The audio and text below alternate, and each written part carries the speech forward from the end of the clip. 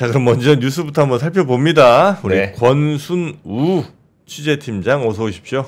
예, 안녕하세요. 어서 저 오세요. 삼프로TV 권선우 취재팀장입니다. 네. 반갑습니다. 안 그래도 지금 우리나라가 좀 많이 어수선하잖아요. 예. 그래가지고 좀 요새 트럼프 대통령 말하라고 별장에 누가 가야 되나. 그리고 정프로님 가셨다 그래가지고 굉장히 설렜잖아요. 아, 그랬나요? 나가라고. 정용진이더라고요. 아, 정용진. 정용진이었어요. 정용진 가서 저 트럼프 아들 만났죠? 네, 아들 만났다. 네. 예.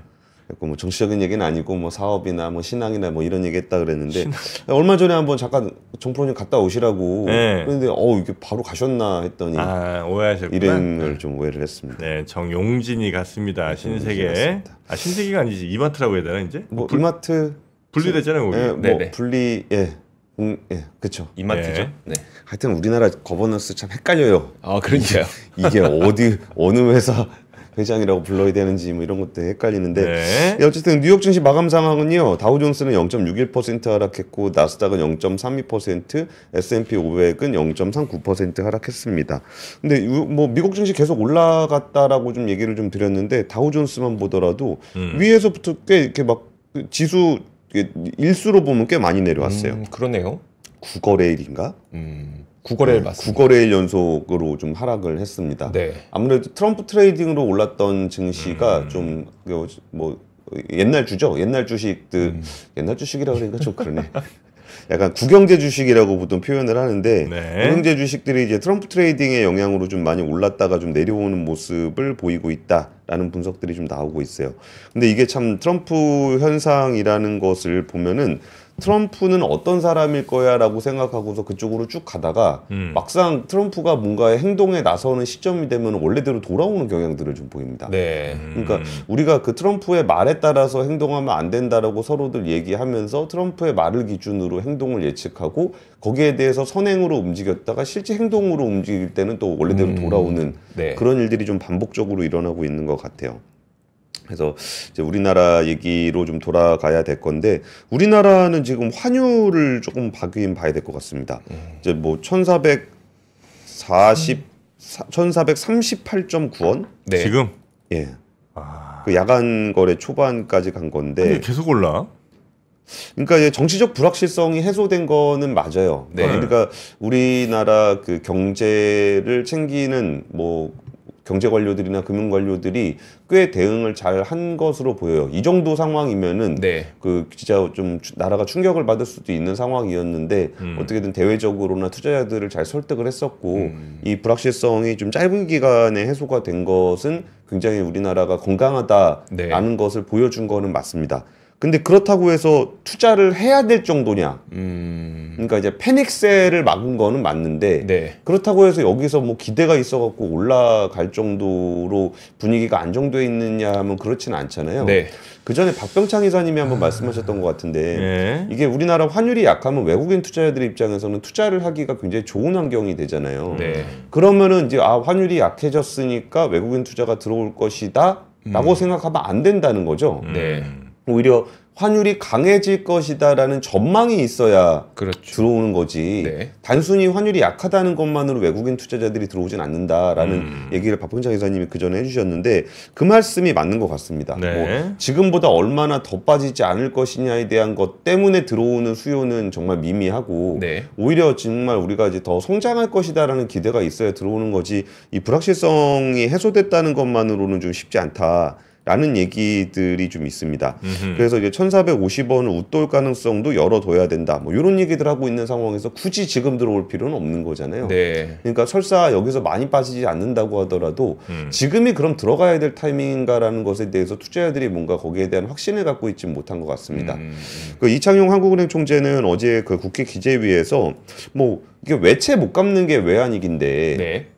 우리가 뭐 외채를 못 갚을 정도의 나라는 아니지 않냐. 그리고 뭐 지금 4천억 달러 이상으로 있는 그 외환 보유고가 뭐 특별히 지금보다 훨씬 더 밑으로 떨어질 것으로 우려할 필요까지는 없는 것 같다라는 얘기를 좀 했었고요. 네. 그 최상목 기획재정부 그 장관 경제부총리는 외환 보유액이 세계 9위 수준이고 순대외채권 국이기 때문에 외환 시장 대응이 충분하다는 거는 뭐 IMF를 비롯한 국제기구의 평가다라는 네. 얘기를 좀 했습니다. 그래서 지금 환율이 걱정스러운 수준으로 높긴 합니다만 네. 이 높은 수준에 대해서 투자자들이 지금은 너무 높으니까 내려갈 거야라고 생각하는 상황까지는 아직은 아닌 것 같습니다. 근데 네. 제가 물을 흐리려고 하는 건 아닌데 이게 비단 그럼 우리나라만의 일이냐라고 생각을 해보니 제가 안 그래도 지금 브라질에 좀 관심이 많이 생겨갖고 브라질 관련된 취재를 좀 하고 있거든요. 근데 브라질 헤아라도 예, 역사상 최저치 수준이고 그쵸. 뭐 브라질은 그렇다 치고 그러다가 이제 신흥국의 그럼 통화는 다들 어떻지라고 하는 걸 보게 됐어요. 인도의 경우에는 제2의 넥스트 차이나라 그래서 많은 투자가 이루어지고 있잖아요. 예. 그럼 인도 루피화 환율은 올라가야 되잖아요. 그것도 거의 역사상 최저치이더라고요. 그러니까 이런 달러 걸- 강세입니다. 달러 강세. 그러니까 달러 강세다. 그러니까 원화 약세도 맞긴 맞는데 주로 달러 강세다라는 생각이 좀 들더라고요. 이제 그런 관점에서 접근을 하게 되면은 우리나라 환율이 약하다고 해서 외국인 투자자 입장에서 그럼 한국이 더 싸다라고 네. 보기도 좀 어려울 수도 있다는 얘기라도 그렇죠. 일맥상통하죠. 네. 뭐 인도도 싸고 브라질도 싸고 한국도 싸고 뭐 이런 상황이기 때문에 네. 상대적인 매력도까지도 좀 우리가 고려를 해야 되는 것 네, 같습니다. 네. 그 얘기는 약간 그 정치적인 관점에서도 좀 그런 움직임들이 나타나고 있는데 우리가 지금 되게 좀 정치적으로 혼란스러운 상황이잖아요. 네. 그 어제 독일 총리 이제 날아갔습니다. 날라갔다고요? 이제 날아가야 됩니다. 그 불신임. 숄츠 총리. 예, 슐츠 총리 불신임 맞아가지고 네. 거기도 이제 내년 2월에 조기 총선해야 됩니다. 여기가 이제 그 독일 연방 의회에서 신임 투표, 그러니까 총리에 대한 신임 투표를 했는데 네. 찬성이 207표, 반대가 394표가 나왔어요.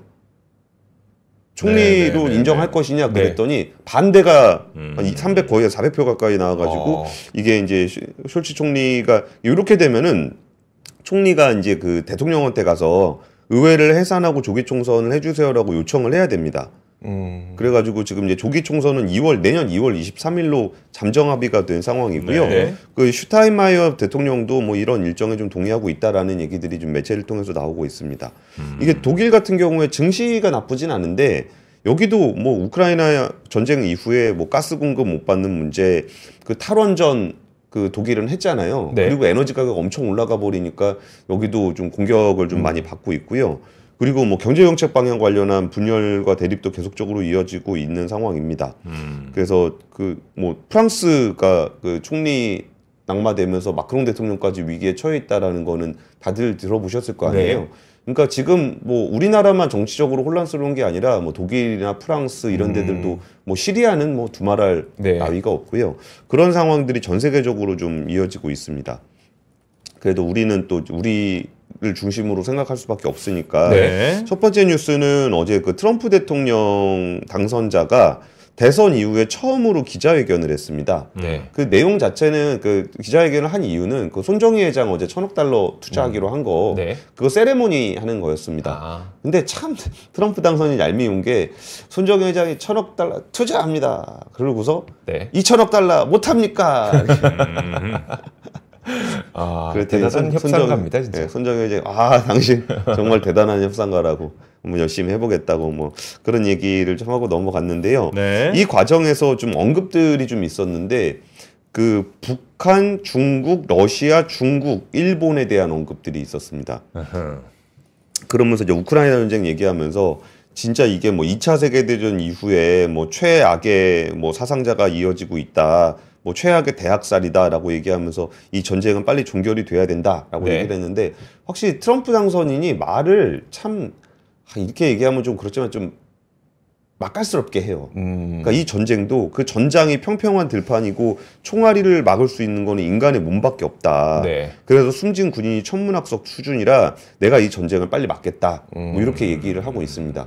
그럼 꼭 거기다 시비 거는 언론 뉴욕타임즈 같은 데가 2차 세계대전 이후에 뭐 콩고공화국의 내전은 600만 명이 숨졌고 뭐 1950년도에 한국 전쟁은 300만 명이 숨졌다. 네. 우크라이나 전쟁은 지금 다 해서 한 20만 명 정도니까 2차 세계대전 이후에 대학살은 아니다. 네, 라고 뭐, 뉴욕타임즈가 얄밉겠죠. 네. 자, 이것도 좀 어제 좀 회자가 좀 됐었고요. 네. 그리고서 그 좀 러시아 쪽으로 그러니까 우크라이나가 러시아 안쪽 200마일 그러니까 300km까지 미사일을 쏘도록 허용한 게 있습니다. 네. 미국에서 허용을 해준 건데 트럼프 당선인이 여기에 대해서 얘기를 하면서 아니 내가 이제 정권을 넘겨받게 생겼는데 의견도 안 물어보고 네. 자꾸 그런 식으로 하니까 북한 군인들이 들어온 거 아니냐라고 네. 해서 좀 비판을 했습니다. 그랬더니 백악관에서는 거기서도 또 아니 우리가 미사일을 허용해줘서 북한이 들어온 게 아니고 북한이 와서 우리가 미사일을 허용해 준 거다. 네, 네. 라고 해서 좀 정정하는 해프닝도 좀 있었습니다. 그리고 여기에 대해서 좀 그러니까 우리나라 관련한 얘기가 어제 보수 성향 싱크탱크인 헤리티지 재단의 브루스 클링너 선임 연구원이 얘기한 게 있는데 이분의 분석이 굉장히 좀 한국 사람들이 이해하기에도 좀 잘 한국에 대해서 연구를 많이 하신 것 같은 느낌이 있었습니다. 뭐가 있었냐면은 지금 한덕수 대통령 권한대행 총리가 트럼프 당선인과 나란히 이렇게 단독 회담을 할 수 있겠느냐. 네. 라고 보면은 트럼프 대통령이 뭐 만날 사람이 얼마나 많겠습니까? 그러니까 여기서 단독으로 만날 가능성이 크지 않아서 이게 뭐 다자회의 정도에 참석하는 정도가 아니겠느냐라는 네. 얘기를 좀 했습니다. 그리고서 또 이제 그 클링너 연구원이 분석을 했던 게 이 다음에 정권이 어떻게 갈 것인지에 클링너 연구원은 더불어민주당을 지목을 좀 하고 있습니다. 네. 그러면서 북한과 중국에 대해 훨씬 유화적일 것이고 일본에 대해 훨씬 더 민족주의적으로 접근을 할 거다. 라고 얘기하면서 이게 미국과 관련해서는 한국의 진보 진영은 동맹에 더 냉담하고 네. 한반도 긴장 구조에 대해 종종 북한보다 미국을 더 비판하는 경향이 있다. 네. 그것은 트럼프 행정부가 듣고 싶어하지 않는 이야기일 것이다. 라는 이야기를 했어요. 이게 그러니까 우리끼리 얘기할 때는 뭔가 그 내부의 정치 구도상으로 이해를 하게 되는데 네. 미국에 있는 싱크탱크 물론 보수 성향의 싱크탱크이긴 합니다만 네. 요 얘기들을 하고 있고요.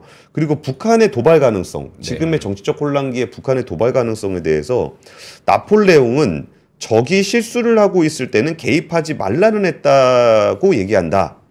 그리고 1980년대 광주 민주화운동 당시에도 북한은 움직이지 않았다라는 네. 얘기를 하면서 북한이 도발을 하진 않을 것이다라고 얘기했는데 이게 참 기분 나쁜 우리 국민들 입장에서는 좀 기분 나쁜 말인 게 뭐 이 클링너 연구원의 얘기는 그겁니다. 이게 한국이 뭐 내부적으로 혼란스러워가지고 자기들이 스스로 지금 이렇게 허둥지둥하고 있는데 굳이 그걸 우리가 뭐하러 도와주냐. 그러니까 도발을 할까 한국을 흔들기 위해서 네. 자기들이 뭘 할 필요가 없다는 얘기를 하는 거예요. 그래갖고 북한의 도발 가능성이 높진 않다라는 얘기를 어제 클링너 연구원이 좀 했는데 네. 이 부분이 이제 한국 사람들이 걱정하는 거, 외국인 투자자들이 걱정하는 게 이게 같은 얘기일 거예요. 정치적인 그 혼란은 이제 탄핵 정국으로 진행이 되면서 이제 어느 정도는 급격한 불확실성은 해소가 됐지만 그럼 그 다음을 이끌어갈 리더십에 대해서는 우리도 다들 마음속으로 좀 불안함이 있잖아요. 네. 그 부분도 이제 외국에서도 똑같이 본다라고 보시면 될 것 같고요. 트럼프 당선인이 이제 얘기했던 것 중에 북한 관련한 얘기를 하는데 이게 뭐 자기는 저기랑 사이 좋았다. 북한이랑 사이 좋았고 앞으로도 계속 얘기할 것이고 요 얘기들을 하다 보니까 그 좀 일각에 저도 이제 취재하면서 들었던 얘기가 어쩌면 한국 정부가 패싱될 수 있다라는 얘기가 좀 있어요. 그러니까 보통은 이제 그 북한의 주요 전략이 그 미국을 배제하고 한국하고 이렇게 친해지는 요 정책을 주로 쓰거든요. 북한이요? 네, 북한이. 네. 네. 근데 거기서 이제 우리나라 같은 경우는 이제 뭐 미국이 북한이랑 직접 얘기하지 않고 한국을 거쳐서 가도록 하는 전략을 주로 써요. 네. 근데 지금 같은 상황에서 그 트럼프 대통령의 어제 그 기자회견의 얘기로는 북한을 직접 소통하는 얘기들을 주로 하고 있습니다. 그래서 나쁘게 보면은 우리나라의 이제 어떤 국가적인 정책상으로 패싱당하는 부분에 대한 우려가 있는데 네. 제가 그 일부 전문가들하고 좀 얘기를 좀 취재를 해보니까 이게 보통 저렇게 얘기하면 그런 겁니다. 일반 기사로 쓸 때 뭐 그 익명의 관계자에 따르면 뭐 이런 정도로 이해해 주시면 좋을 것 같은데 네. 그럼에도 불구하고 이게 북한이 지금 완전히 고립되어 있는 상황에서 이제 러시아하고 되게 가까워지고 있는 상황이 이어지고 있잖아요. 그래서 이제 도발이라든지 그런 위험들이 좀 있는데 미국하고 협상을 직접 하게 되더라도 최소한 네. 평화적인 상황은 이어지지 않겠느냐라는 정도의 이야기가 좀 저는 좀 인상적이었습니다. 네. 네. 그리고 이제 트럼프 대통령이 그 시진핑 주석에 대해서도 이것도 참 그렇죠. 그렇게 막 북한을 잡아먹을 것처럼 덤비면서도 뭐 코로나19 이전까지 좋은 관계였고 이후에도 그 관계가 끝나지 않았다. 참 어처구니가 없죠. 이거 뭐 이제 뭐 중국 폐렴이라고 막 그렇게 난리를 쳤던 사람이 트럼프 대통령인데 네. 자기는 뭐 시 주석과 편지를 통해서 아주 좋은 대화를 좀 나누고 있고 내 친구고 놀라운 사람이고 뭐 미중 간 정상 대화를 통해서 분쟁을 해소해 나가겠다. 뭐 이런 얘기들을 계속적으로 하고 있었습니다. 그래서 야, 이게 참 정말 예측하기 힘든 네. 사람이구나라는 생각이 좀 들었고 그 많은 언론에서 다루고 있는 얘기는 한국에 대한 언급이 없었다라는 부분들이 좀 얘기가 있었습니다. 네. 자, 하여튼 트럼프 앞으로도 무슨 얘기를 어떤 방식으로 꺼낼지 계속해서 아마 우리 증시에도 또 정계에도 영향을 많이 좀 줄 것 같네요. 자, 다음 뉴스 두 번째 뉴스 가보겠습니다. 네, 두 번째 뉴스는 그 고태봉 IM증권 센터장님이 리서치 센터장님이 주로 했던 얘기 중에 그 코리아 어벤져스 얘기 있었거든요. 아, 네. 네. 우리 뭐 반도체도 있고 자동차도 있고 뭐 예. 이것저것 많이 있잖아요. 그러면은 한국에 있는 최고의 팀을 꾸리면 글로벌하게도 경쟁력을 가질 수 있지 않겠느냐 이런 얘기였었잖아요. 네. 근데 이번에 한국경제신문의 보도인데 현대차하고 삼성이 로봇을 중심으로 한 동맹을 형성하고 있는 것 아니냐라는 얘기예요. 그 구체적인 얘기로 들어가면은 보스턴 다이나믹스 이게 현대차 그룹의 로봇 자회사죠. 네. 미국에 있는 회사인데 보스턴 다이나믹스의 휴머노이드 로봇에 그 누군에 해당하는 카메라 센서 있잖아요. 네. 카메라 모듈을 삼성전기가 개발을 한다라는 얘기입니다. 이게 삼성전기 같은 경우는 지금 스마트폰에 들어가는 카메라를 달고 있는데 네. 사실 스마트폰에 들어가는 카메라는 이제 굉장히 좀 고화질의 뭐 이런 거를 중시한다 그러면은 이 뭐 자율주행차라든지 아니면 로봇 같은 경우는 그 원거리 센싱도 좀 돼야 되고요. 네. 네. 그리고 광각도 훨씬 더 넓어야 되고 뭐 대응성이라든지 이런 부분들도 훨씬 더 고도화가 돼야 되거든요. 네. 그래서 이 부분에서 그 보스턴 다이나믹스가 예전에 그 인텔의 범용 제품 카메라를 쓰고 있었습니다. 리얼센스라는 제품인데 이 제품을 그동안 사용하고 있다가 정말 로봇 기술을 고도화하기 위해서는 이 카메라 모듈이 좀 더 고도화돼야 된다. 전용 모듈이 필요하다. 그래서 삼성전기로부터 이 모듈을 이제 같이 공동 개발하기로 했다라는 얘기가 좀 있습니다. 그리고 또 하나는 이제 그 뭐 자율주행차에 들어가는 그 차량용 반도체를 뭐 삼성 그 파운드리에서 한다. 뭐 이런 얘기들도 좀 있는데 네. 이게 그 장단점이 있습니다. 장단점은 뭐냐면은 이게 네. 코리아 어벤져스를 형성을 했을 때 우리 기업들 간의 공고한 동맹을 통해서 경쟁력을 확보하고 글로벌 경쟁에 임한다는 거는 지금처럼 이제 합종연행이 중요한 연합이 중요한 상황 원래 급변하는 상황에서는 기존의 경쟁 구도가 없기 때문에 네. 이때는 어떻게든 편을 빨리 먹어가지고 거기에서 경쟁력을 확보하는 게 되게 중요합니다. 네. 그런 측면에서는 요런 국내 기업 간의 협력이 괜찮거든요. 네. 근데 여기에 단점 중에 하나는 이렇게 해서 동맹을 형성했는데 한 기업이 경쟁력이 좀 떨어진다. 네. 그러면은 전체가 좀 약해질 그렇겠네요. 수 있다라는 단점이 좀 있어요. 네. 그러니까 이거를 딱 찍어서 그걸 얘기하려고 그러는 건 아닌데 그러니까 어떤 상황을 우리가 상상해 볼 수 있냐면 예를 들어서 뭐 차량용 반도체에 대한 어떤 뭐 설계라든지 아니면 거기 센서에 뭐 이런 거 다 이렇게 잘 짰어요, 팀을. 네. 근데 예를 들어 삼성 파운드리에서 뭐 4나노 파운드리를 했는데 수율이 잘 안 나온다. 그럼 거기서 원가 경쟁력이 낮아져 버리잖아요. 네. 그래서 그런 부분들이 좀 문제가 생길 수도 있어서 약간 양날의 검 같은 것이긴 합니다. 그래도 이제 워낙 이쪽 보스턴 다이너믹스는 로봇 쪽에서 좀 잘하고 있는 회사고 그리고 현대차가 발표를 안 해서 그런데 현대차 내부에 로보틱스 팀도 있습니다. 네. 근데 거기도 기술력이 꽤 높아요. 근데 좀 여기가 현대차 그룹이 좀 보수적으로 홍보를 하다 보니까 특별히 내부의 로보틱스를 많이 강조하고 있지는 않거든요. 근데 그쪽에서도 꽤 개발된 것들이 많은 걸로 저는 알고 있습니다. 네. 그래서 그런 부분들과 여기에 우리나라의 그 IT 기업들이 가지고 있는 역량들을 잘 조합해서 지금 AI 상황이라든지 로봇 상황에 우리나라가 너무 두각을 드러내지 못하고 있는 것 같아서 네. 뭔가를 좀 잘 보여줘야 되는 때가 아닌가. 근데 거기서 우리나라를 대표하는 현대차와 삼성 그룹이 뭔가 좀 좋은 작품을 한번 만들어 보겠다라고 하니까 좀 기대를 해보고 싶습니다. 네. 얼마 전에 어제였었던 것 같은데 그 일론 머스크와 TSMC CEO가 만나서 우리 앞으로 로봇 반도체 협력해 봅시다라고 했는데 이것도 그럼 합종 연행의 어떤 한 가지 단면이라고 봐야 되는 걸까요? 그렇죠. 그리고 이게 로봇에서 이게 뭐 예를 들어 뭐 테슬라가 자율주행차를 하더라도 네. 우리나라 카메라 모듈은 굉장히 경쟁력이 높아요. 네. 그러니까 지금 뭐 여기 삼성전기나 LG이노텍으로부터 자동차용 카메라 모듈을 납품받고, 그러니까 테슬라가 네. 지금 삼성전기하고 LG이노텍에서 받거든요. 그러면은 거기서 옵티머스의 카메라 모듈을 공급받는다. 네. 그러면은 기존에 있는 공급 업체들과 함께 할 가능성이 꽤 높아요. 네, 네. 그래서 우리나라가 알게 모르게 그런 기술들이 좀 강하긴 한데 여기에 그 기술, 그러니까 그 산업을 주도하는 기술 쪽에서의 그 모습이 잘 안 나타나다 보니까 거기에 나머지 기반 기술들이 좀 덜 티가 나는 것도 네. 있는 것 같습니다. 알게 모르게 잘 나가는 거 말고 알게 좀 잘 나가는 알게 잘 나가는 생각이. 제가 그 말씀 드리는 거예요. 네. 알게 잘 나가는 게 없으니까 알게 모르게 잘 나가는 것들이 모르게 잘 별로 나가려고. 이렇게 왜 이렇게 티가 안 자꾸 나. 모르게 자, 그럼 세 번째- 엔비디아가 잘 나가니까 거기에 딸려 있는 애들이 그냥 다 잘 나가잖아요. 알게 잘 나가는 알게 애. 잘 나가는 애가 눈에 보이니까. 명언이네요, 정프로님. 자, 세 번째 뉴스요. 세 번째 뉴스는 셀트리온 그룹이 셀트리온 바이오 솔루션스라는 CDMO 회사 사업에 본격적으로 나서기로 했습니다. 그러면서 2031년까지 그 3조 원의 매출을 거둘 거라고 좀 얘기를 했는데요.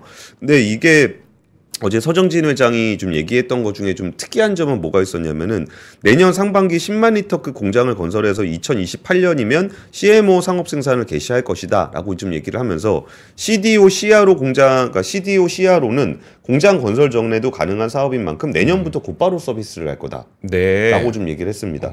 이게 그 용어가 좀 어려운데 CDO, CRO, CMO 이거는 그 바이오 전문 이주호 기자가 한번 설명을 해주시면 좋을 것 같아요. CRO, CDO, CMO. CMO. CMO는 그냥 쉽게 생각하면 의뢰한 거 만들어주는 거.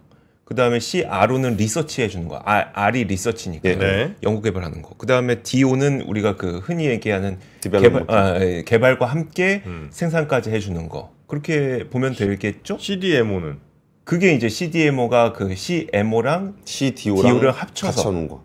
예. CDRMO는 CRDMO가 맞아요. 되겠고. CRDMO 맞아요. 이거 다 맞아요. CLDMO도 예. 있어요? 개발과 아, 그래? 예. 연구, 리서치, 개발, 생산. 그거까지 아, 그래요? 다 하는 거지. CRDMO. 와, 정프로 진짜 천재인 것 진짜 같아. 장난 아니다. 와. 아, 그런 것도 있구나. 그럼 그게 그냥 회사지 뭘? 그게 그냥 다 아니에요? CRD. 아, 근데 이게 약간 성격들이 조금 다른 게 있는데 네. 그 MO 쪽은 규모가 커요. 그러니까 위탁 생산을 하려면 규모가 굉장히 크기 때문에 네. 그거 공장 만드는데 시간이 좀 오래 걸린다라는 얘기고, 그럼 CRO, CDO는 왜 바로 할 수 있다라고 얘기했냐면은 RO 같은 경우는 규모가 좀 작잖아요. 그러니까 셀트리온은 원래 바이오시밀러를 하던 회사기 때문에 네. 리서치라든지 개발 단계 정도까지의 캐파는 이미 갖고 있고 네. 이걸 남의 거를 위탁해서 해준 적이 별로 없다가 이거를 위탁 생산을 좀 크게 해주는 쪽의 사업을 확장을 하면서 자회사를 만들겠다고 한 거예요. 네. 그러니까 이제 그 서정진 회장이 얘기했던 것들이 이게 그 CDMO 사업은 CDO에서 CRO로 이어진 지 승인 남은 CMO로 가는 건데 이거를 직접 개발해서 허가 경험이 없는 회사들은 CDO, CRO 서비스가 쉽지 않다. 네. 근데 셀트리온은 이미 리서치든 디벨롭먼트든 생산이든 다 해본 업체이기 때문에 자기네들이 남의 거를 위탁 생산, 위탁 연구 개발하는 거는 바로 할 수 있다. 아. 그리고 CMO 같은 경우는 공장을 지어야 되니까 2028년부터 상업 생산을 하겠다는 네, 네. 거다라고 해서 바이오시밀러를 해왔던 그 경험을 바탕으로 위탁 연구 개발 생산 쪽에 진출하겠다라는 얘기라서요. 네. 이게 뭐 상업화 가능성은 꽤 높아 보이고요. 그리고 셀트리온 워낙 그 적극적이고 공격적인 회사잖아요. 네. 그래서 이 부분도 우리나라 바이오 산업의 한 축을 만들어 왔던 회사로서 지금도 확장하는 국면에서도 좀 역할을 해주기를 좀 기대를 해보겠습니다. 네.